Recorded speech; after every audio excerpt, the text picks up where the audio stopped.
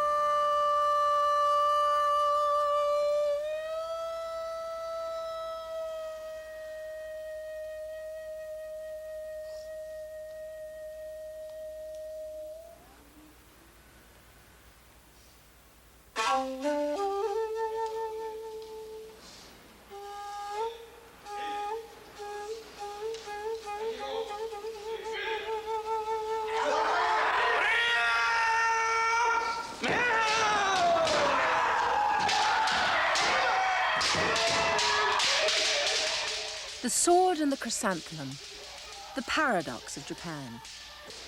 How can such polite, peaceful, artistic people be at the same time so violent, aggressive, and brutal? This program examines the samurai spirit in Japan's past and present, how it has shaped the past and might affect its future.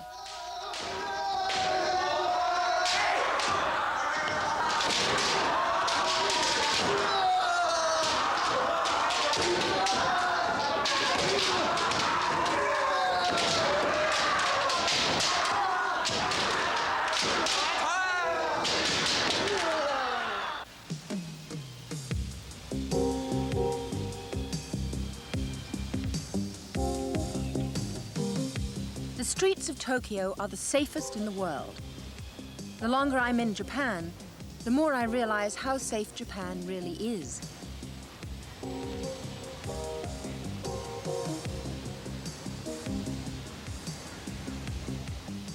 It's one of the few places on Earth where I can walk alone at night, safe in the knowledge that I will not be attacked or molested.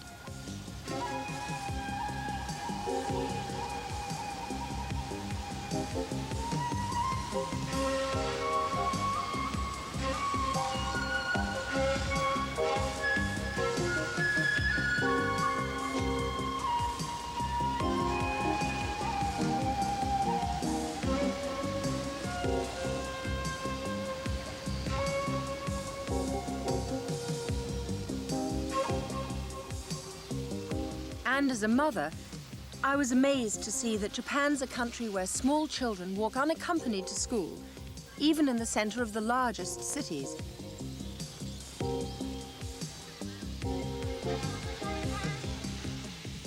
But at every street corner, there are magazines for sale, so sadistic and violent as to shock even the most hardened Westerner. And yet, these are mainstream publications, read by millions of Japanese from every walk of life.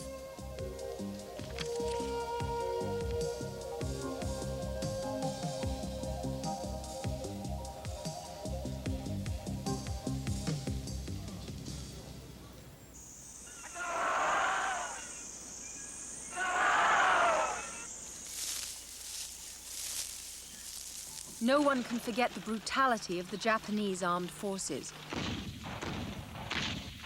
the cruelties and the horror of the Bataan Death March, in which 76,000 American and Filipino soldiers were brutally mistreated as they were being marched to prisoner of war camps. This was repeated all over Asia. When, with the end of the war, these captives were released, they had terrible tales to tell. Indeed, from my own personal experience, my Dutch mother was imprisoned for 3.5 years by the Japanese in Indonesia, and my own childhood was haunted by the atrocities of her experiences. The world, already shocked at the horrors of German concentration camps, shuddered as Japanese barbed wire gave up its living dead. The savagery, filth, and starvation were reminiscent of the death camps at Buchenwald and Belsen. Victims brought forth the living evidence of beating with bats, rifle butts, and bamboo rods. Red Cross packages were nearly all stolen by the guards. Death claimed many of the 200,000 Allied prisoners.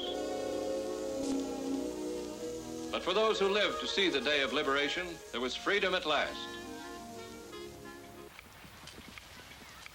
What made the Japanese soldier so cruel and fanatical?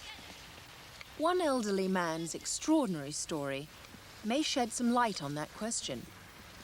His name is Mr. Yokoi, and for 25 years he lived here, in this small hole in the ground.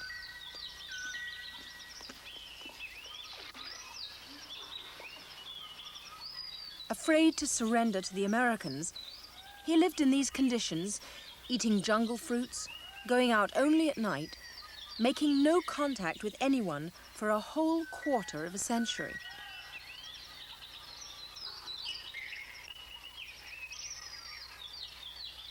What made an ordinary soldier, a simple tailor before he joined the army, behave with such ferocious devotion to duty?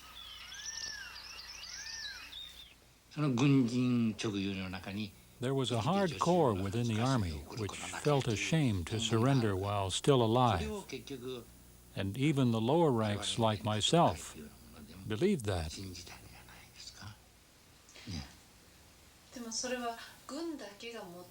Was that just the army, or did it apply to everyone? The whole nation was educated along the same lines. Even today, elderly people have a fear of disgrace. And our children are taught that certain things are shameful. It's a teaching that is peculiar to Japan.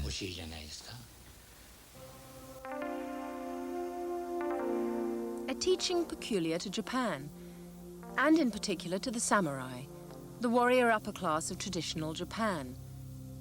They were the elite group at the top of a rigidly stratified society and had the legal right to kill any peasant who didn't show them sufficient respect.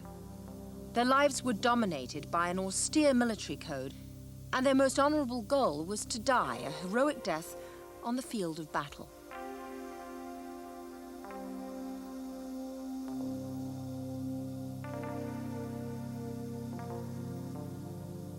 The exploits of samurai warriors have provided a backdrop for many Japanese films.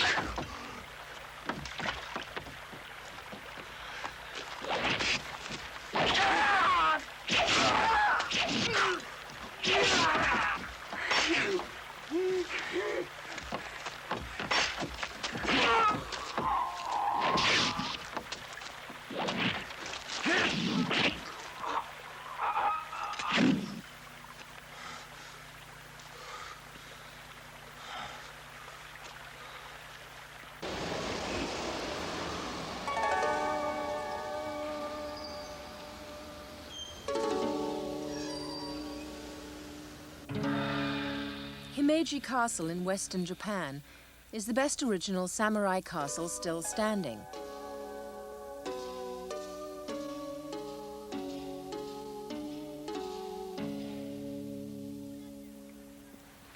This is called the White Heron Castle because it was built to look like a heron ready to take flight.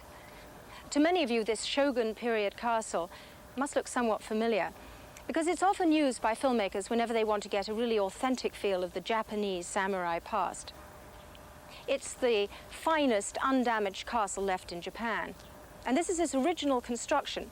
It stood unaltered here for well over 300 years.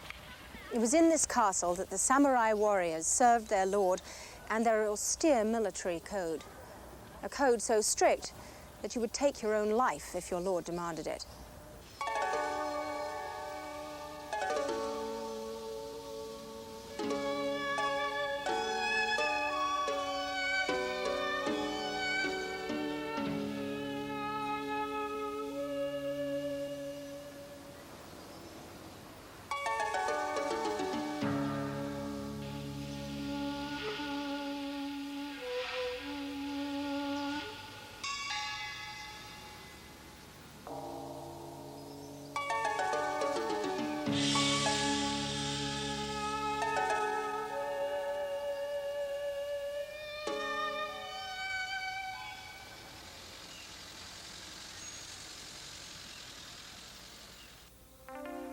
The samurai was a warrior class of some 2 million people, 10% of the population, a far larger number than the aristocracy of 17th century Britain.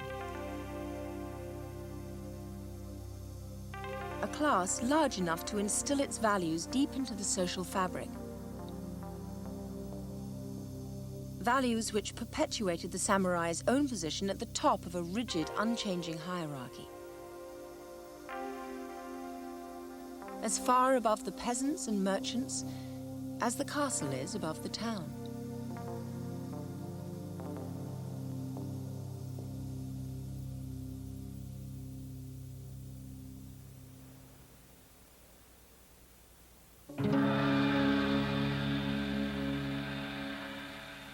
These fantastically decorated helmets were worn by the samurai so that in the turmoil and confusion of battle, they could easily be identified, and individual duels could then commence.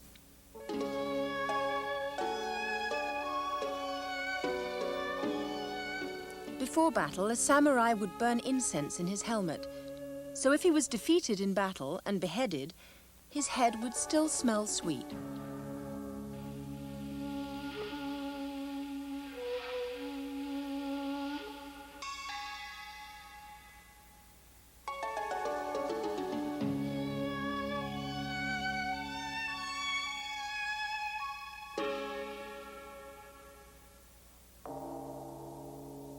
Long rabbit's ears may seem incongruous on a warrior's headgear, but it was an animal associated with virility, thus its appeal.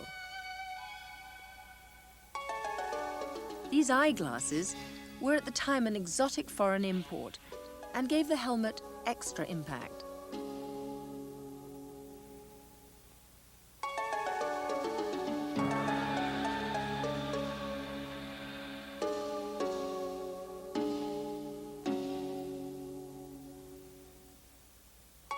This helmet carries the sign for Mu, or nothingness, a reference to Zen Buddhism, the samurai's favorite religion.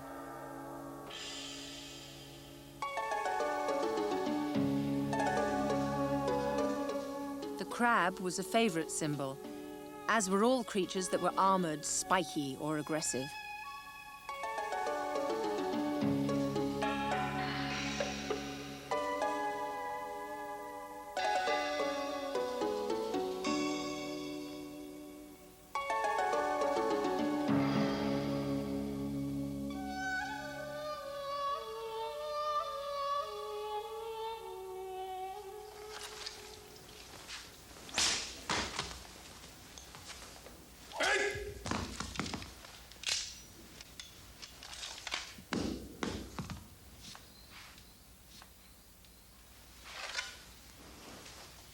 In the hands of a master like Kunishiro Hayashi, the samurai sword was and is a fearsome weapon, quite capable of cutting a man in half with one blow.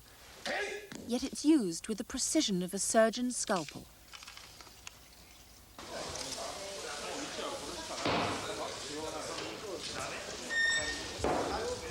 Hayashi is the martial arts advisor to NHK, the biggest Japanese television network. He's the holder of a staggering 27 black belts in karate, swordsmanship, archery, and judo. He can arrange fight scenes from any period of Japanese history.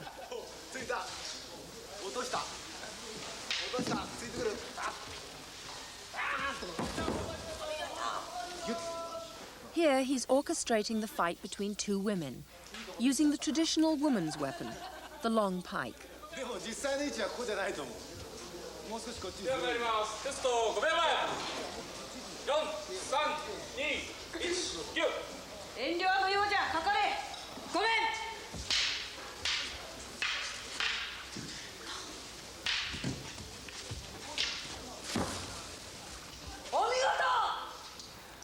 Televised samurai dramas are enormously popular, commanding the critical acclaim of a series like Jewel in the Crown and the audience ratings of Dallas. Samurai dramas fulfill the same needs that the Western once did. Tales from a golden age when life was simpler, values clearer. A time when the roots of a country were being established.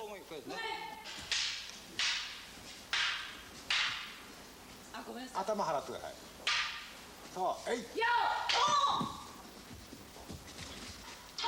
It's also a genre of film in which violence is the key to its popularity.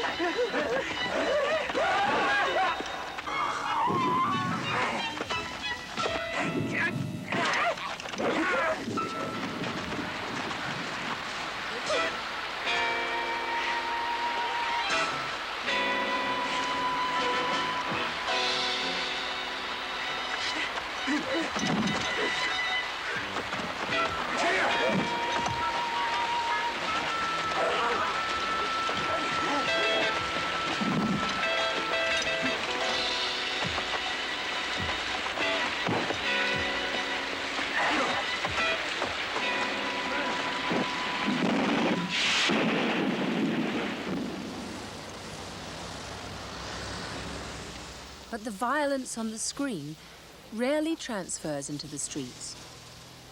What almost every visitor to Japan notices is the stark contrast between peaceful, well-ordered city life and the astonishing violence of the popular culture. These magazines, manga to the Japanese, sell by the millions every week and are read by almost everyone.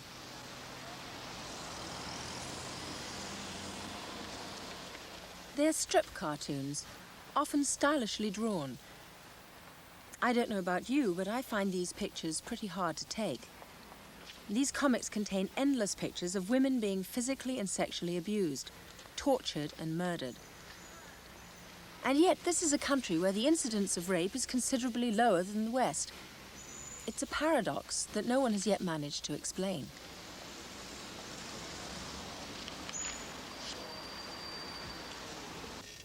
Because the manga comics are so popular, the publishers can use many artists. Artists tend to work in groups employed by the writer of the storylines. Samurai dramas are as popular in comics as they are on TV, and the same care is taken to ensure historical accuracy.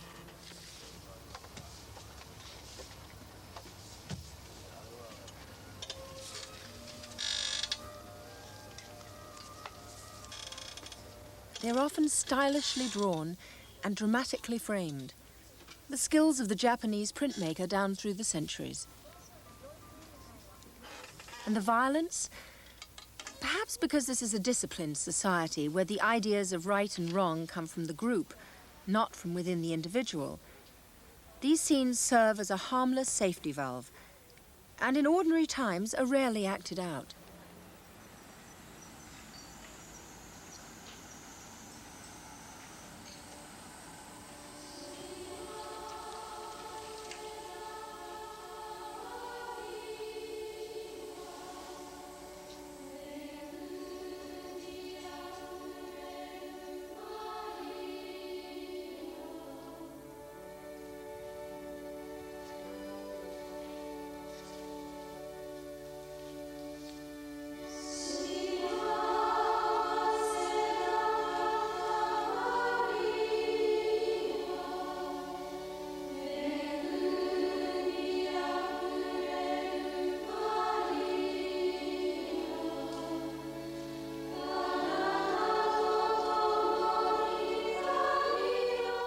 But times in the past have often been far from ordinary. Of all the groups to suffer violence in the Japan of the samurai, none suffered more than the Christians. Christianity, introduced in the 16th century, was at first tolerated. But then as its popularity began to spread, the authorities had second thoughts. A campaign of persecution began that was as brutal as it was thorough.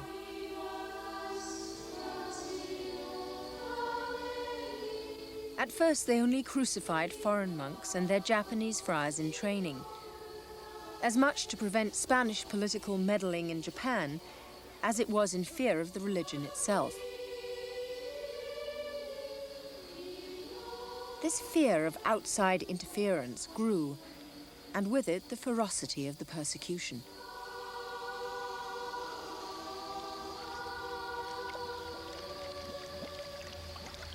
Thousands went to horrible deaths in the burning volcanic pools of Unzen.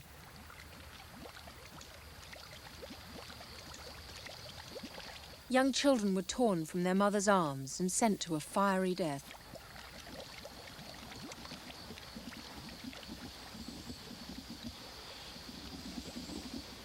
Even more hideous tortures were invented.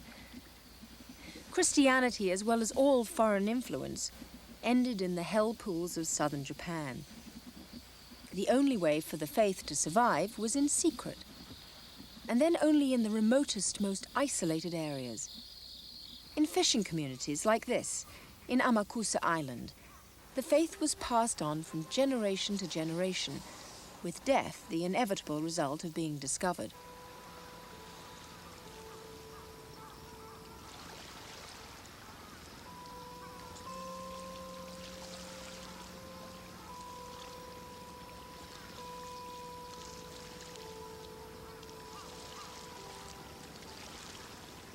When Christian priests were let back into Japan at the end of the last century, they were amazed to discover that in communities like this, the liturgy had been passed down by word of mouth for 2.5 centuries.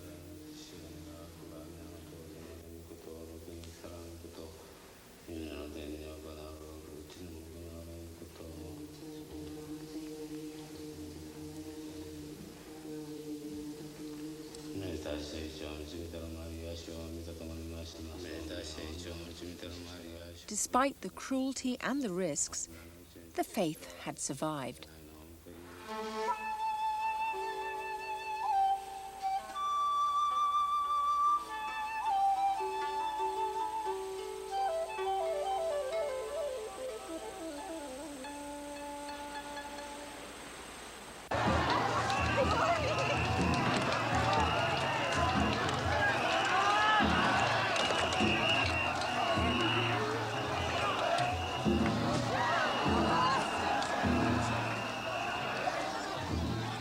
There are no samurai left in modern Japan, but the traditions of colorful display and physical prowess continue.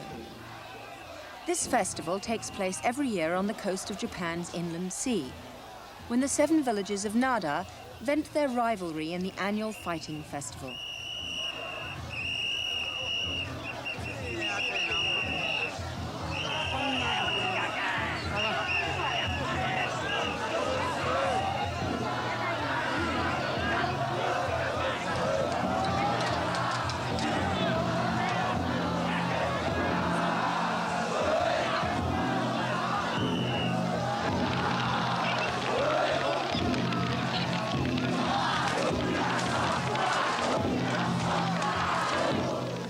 Each village has its own colors, its own male supporters, and its own lavishly ornamented floats, which they carry on their shoulders. The festival is at least 500 years old and occurs in the autumn when the rice has ripened. The floats carry the guardian gods of the villages, and once this was a solemn occasion, but now its climax are fights with the floats.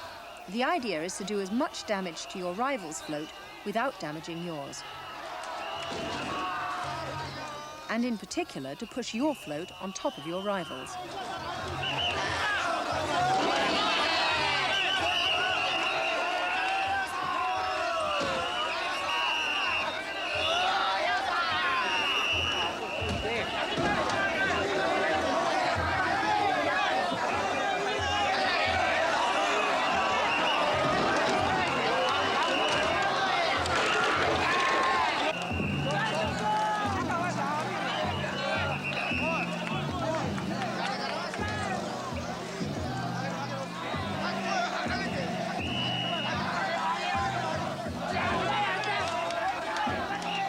Despite very large crowds of highly inebriated young men, the fighting festival has few serious casualties, and the atmosphere is good-natured.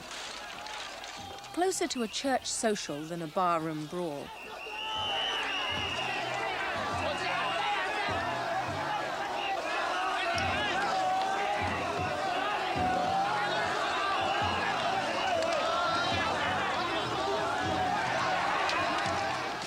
But this is, of course, group behavior with group values, where any individual who did get too aggressive would be rapidly stopped. This is not the forum where Japanese violence and aggression would ever be displayed.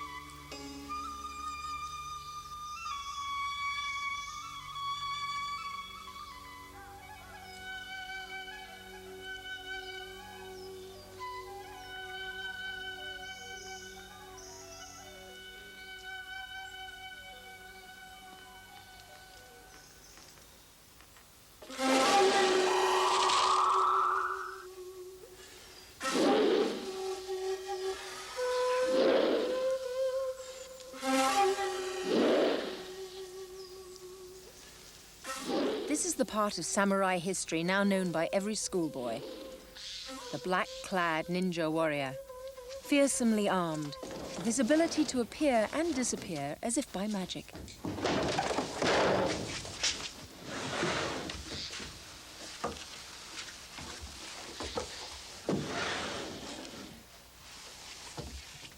There are still traditional ninja villages, usually in mountainous areas where making ends meet has always been tough.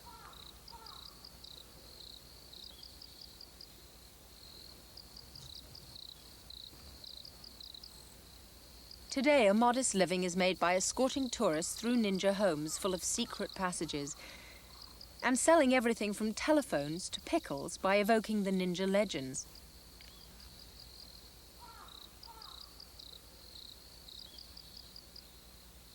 Though much of what is now written about the ninja is over-romanticized rubbish, there is some historical truth behind the legends of today. The ninjas were once a powerful force in the Japan of the samurai.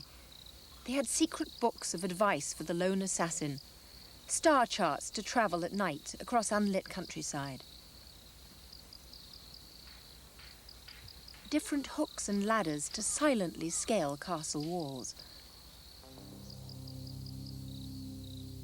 bombs attached to arrows, and this ingenious device, a nightingale corridor slipper. This was used to outwit one of the defenses designed by great lords to stop ninja assassinations.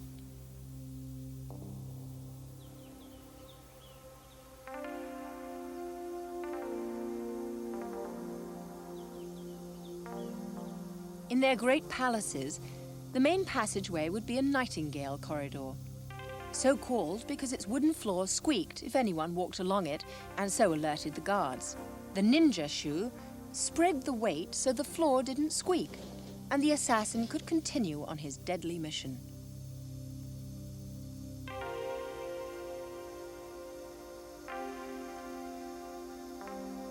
In the Japan of the samurai, assassinations and surprise sneak attacks, as at Pearl Harbor, had a long tradition and were considered a perfectly fair form of warfare.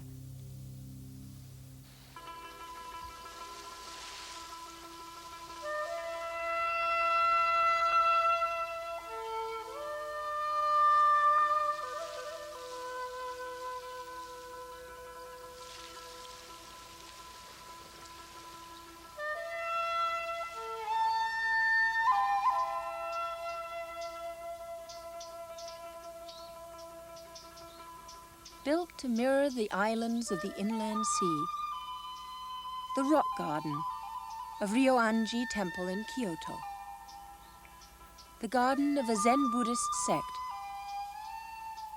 designed to relax the mind in meditative calm.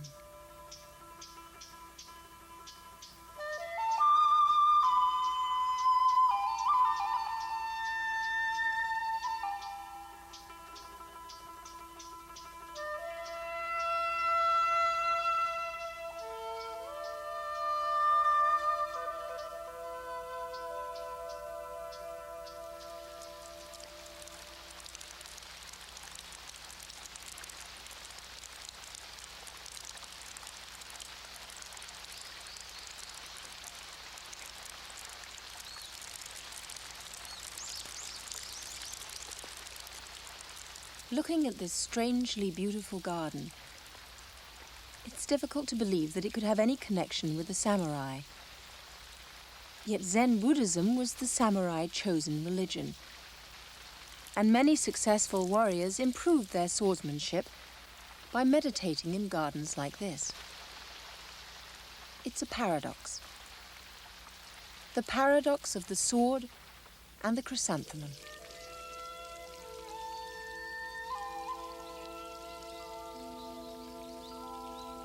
Though very different in appearance, the moss garden of the Saihoji temple with its 50 varieties of moss was designed on much the same principles.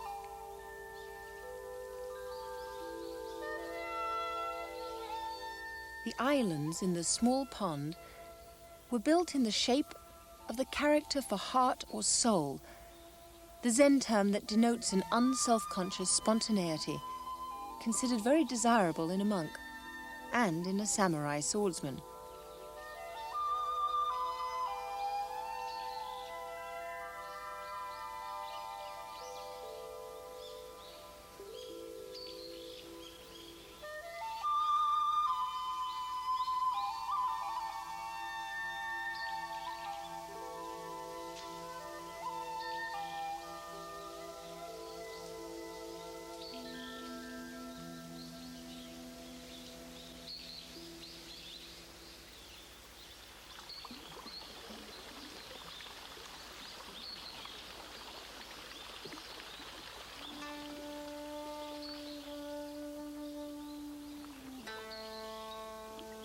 The samurai turned to Zen to concentrate their thoughts and build their courage. But it also enhanced their appreciation of the arts.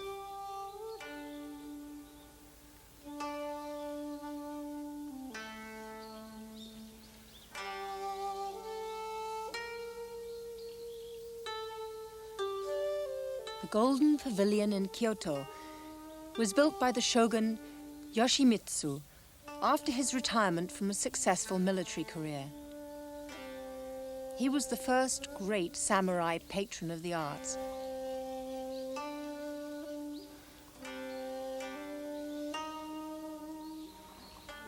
In the West, the idea that a successful military man, a man of action, a man whose rise to power was steeped in the blood of others, could at the same time be deeply religious and a major patron of the arts, is difficult to accept.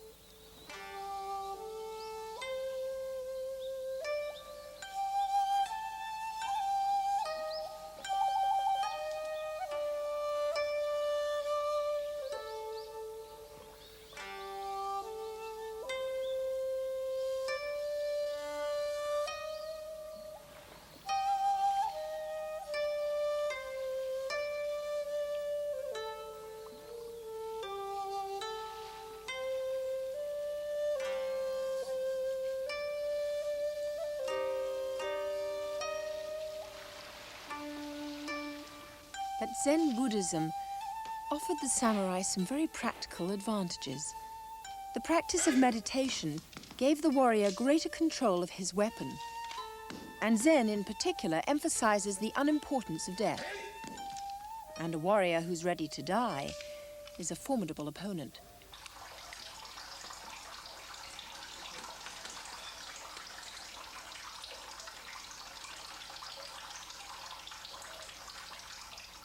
A tea ceremony bowl emerging from the hands of a skilled craftsman, Mr. Nakazato, the 13th generation of his family to make these deliberately distorted bowls that were central to the ritual of the tea ceremony.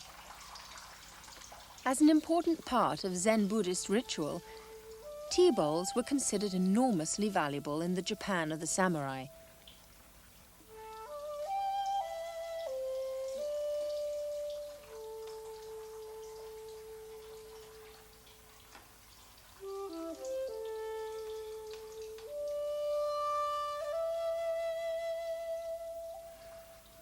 In 17th century Japan, a really famous bowl was worth more than a castle, its lord, and all its warriors.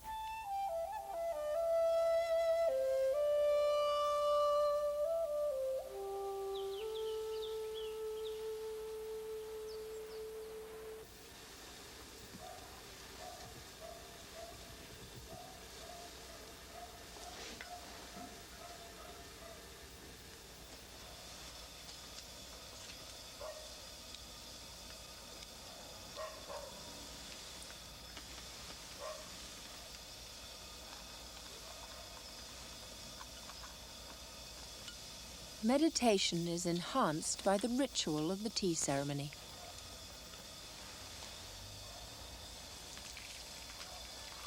In deliberately austere surroundings, the samurai could allow his mind to relax into meditative calm as he watched the slow and precise actions of the tea maker and listened to the water boiling in the iron kettles.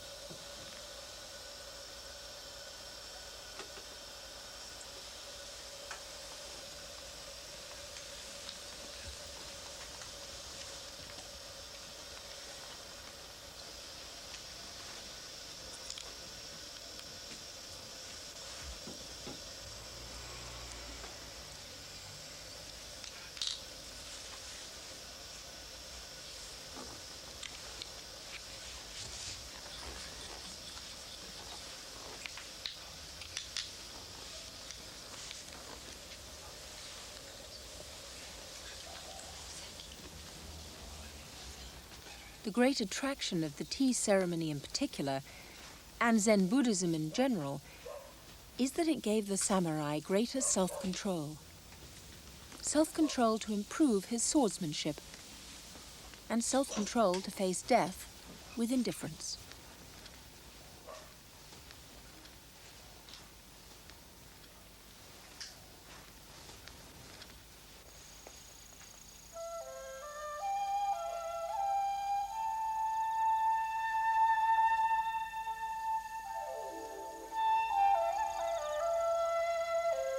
And facing death with indifference went to the heart of the Japanese culture, as interpreted by this man, Yukio Mishima, arguably Japan's most brilliant and controversial writer.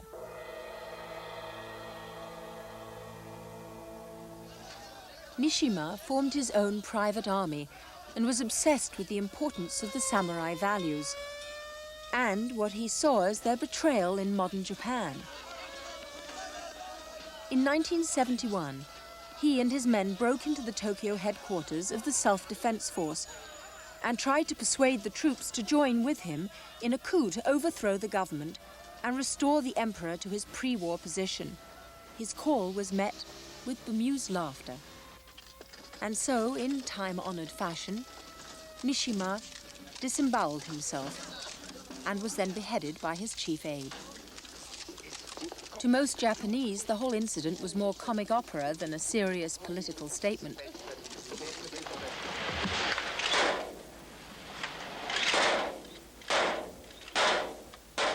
But one area where samurai values do impinge on modern Japan is in the activities of the Yakuza, the criminal mafia of Japan.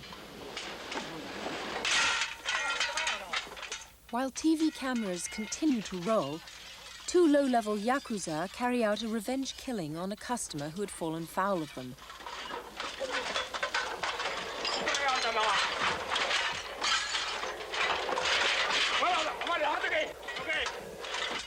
The samurai sword is now a butcher's knife wrapped in paper.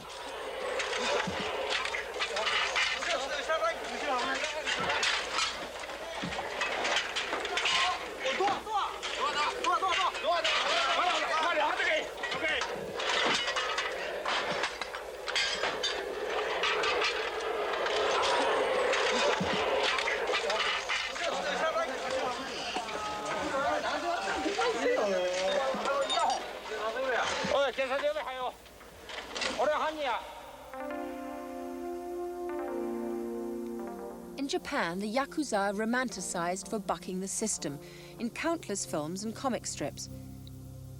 In the West, their elaborate rituals and exotic tattoos have given them an equally respectful press. They see themselves as modern-day samurai, preserving the ancient and honorable traditions of the past.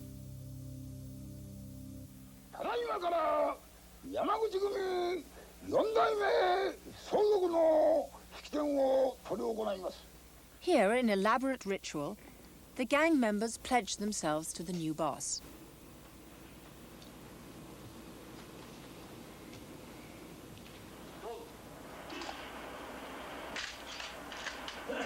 All the pomp and circumstance of this ceremony did little good.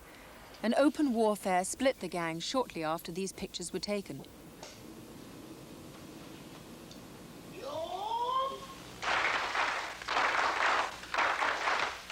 In reality, they make their money from human misery, dealing in drugs and prostitution. They also have a profitable sideline in loan sharking, as this secretly filmed meeting shows. The gangsters are on the right, and the hapless client on the left.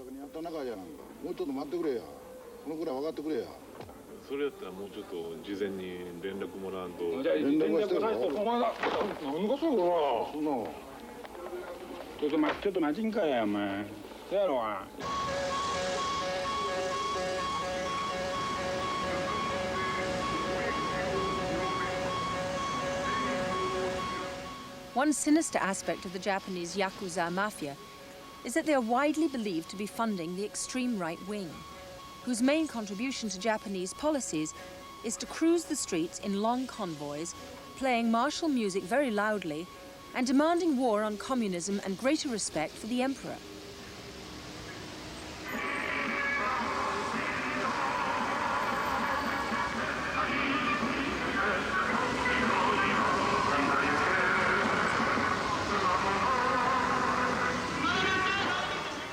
Though the extreme right wing is currently insignificant, that could change if the economy were to falter badly.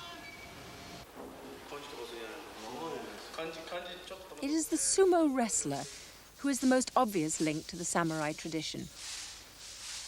In today's Japan, only the sumo wrestler wears his hair in the traditional manner, long and oiled and carefully styled into a topknot.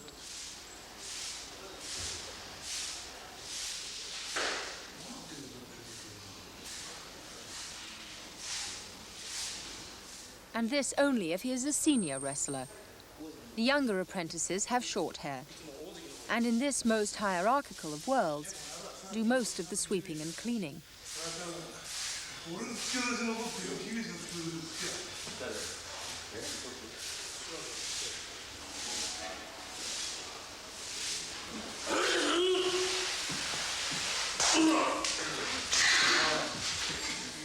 Young men join a sumo stable at 16 and follow a tough routine of early morning practice, followed by large meals, until they reach the 280 pounds or more they need to be considered a mature fighter.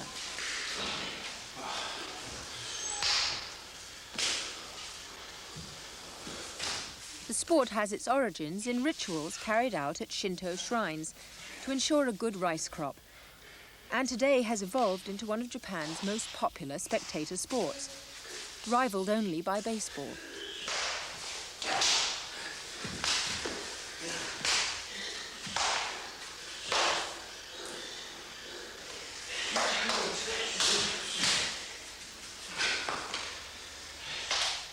The rules of sumo are simple. To win, you force your opponent out of the ring, or cause any part of his body, other than the bottom of his feet, to touch the ground, inside or outside the ring.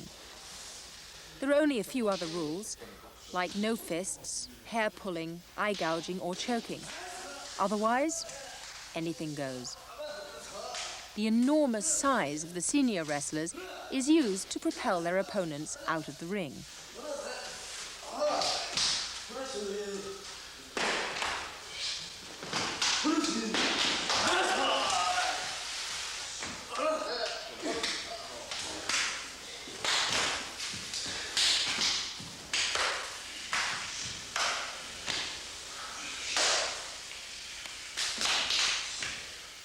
Though punching is banned, slapping is not.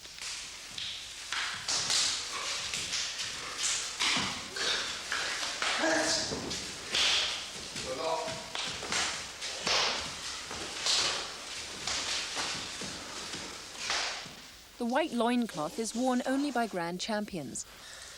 In this case, the grand champion of Japan, Chiyo no Fuji, one of the finest sumo wrestlers since the war. He's pioneered the idea of the slimmer, more muscular sumo champion, using skill and strength rather than bulk alone.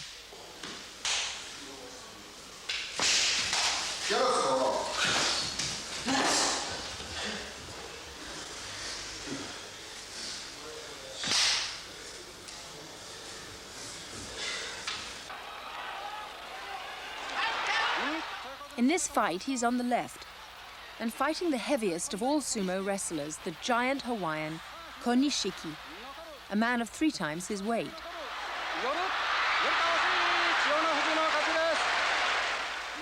Chiyono Fuji wins because his opponent's body touched the floor first.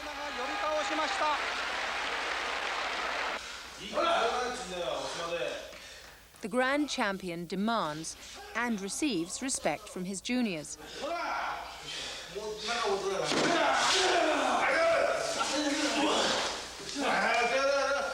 Here he's working over a junior, teaching him the respect in a sumo stable.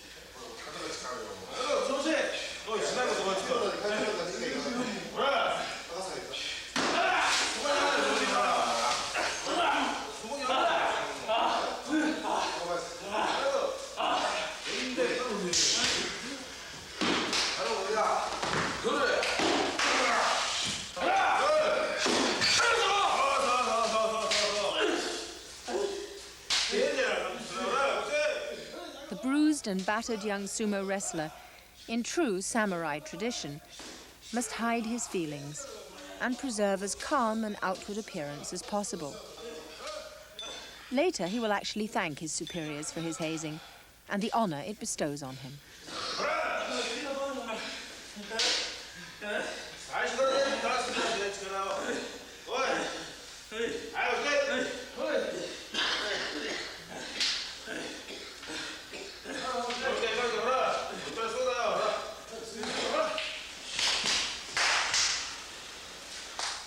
This rigid hierarchical world is an echo of the Japanese army of the last war. The violence of the officers to their men somewhat explains the general brutality shown by the army towards prisoners of war and civilians alike.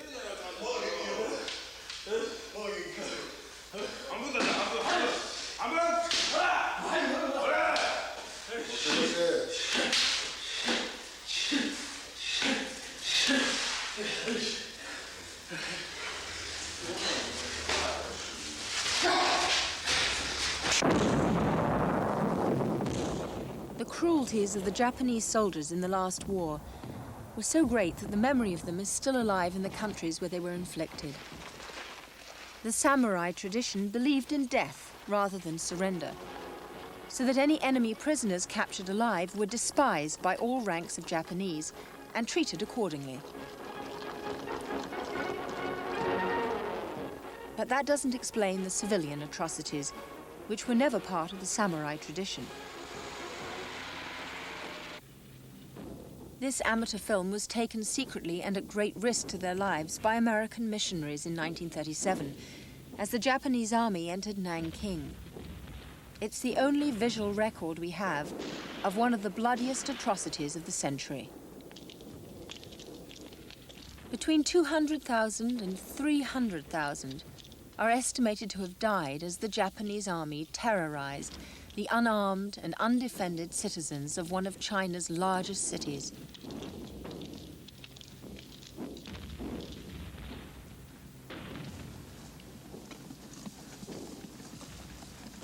Some 20,000 women were raped as Japanese soldiers searched the city for several weeks, looking for new victims to terrorize.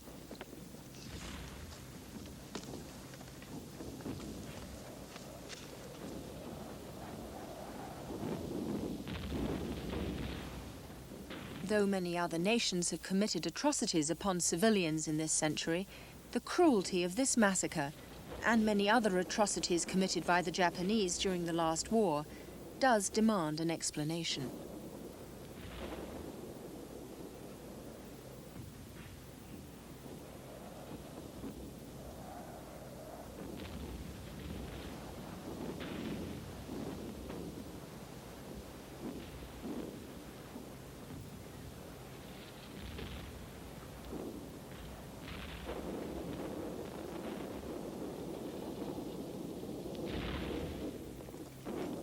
Perhaps the explanation for these horrors is that Japanese ethics are group ethics. Take them out of their group, and especially out of Japan, and all ethical ties are broken.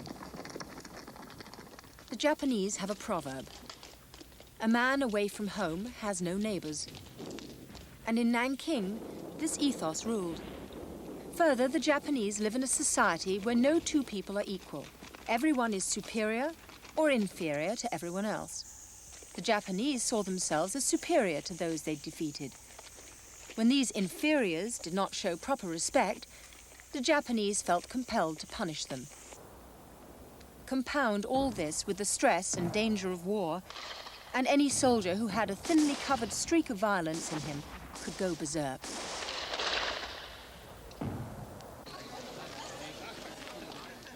A group of war veterans meet to honor their fallen comrades. The men who lost the war, but by their ceaseless efforts at work, have won a new place in the sun for their country.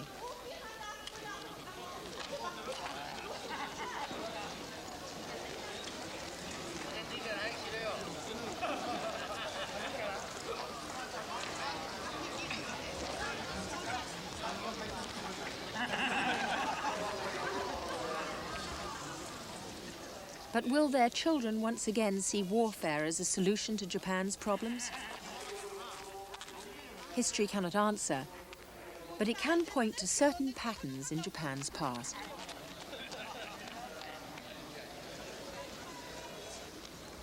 After the traumas of World War II, General MacArthur imposed a famous clause in the Japanese constitution in which Japan denounced war forever.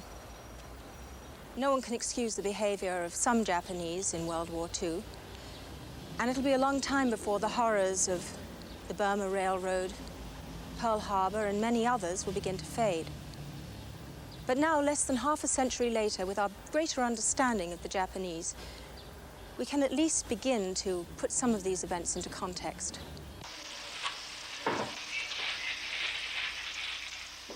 Perhaps this man holds the clue to Japan's future.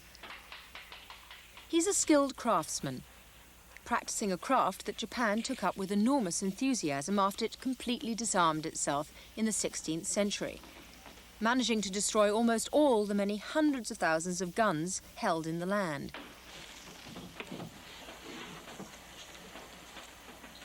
It's the only example in human history of successful, long-lasting, total disarmament.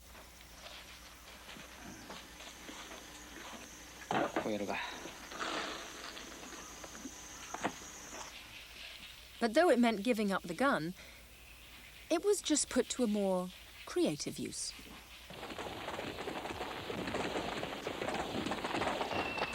As one looks to the future and asks what Japan will do with its new wealth and influence, it can be argued that there are good historical reasons to believe that they have sheathed the samurai sword forever.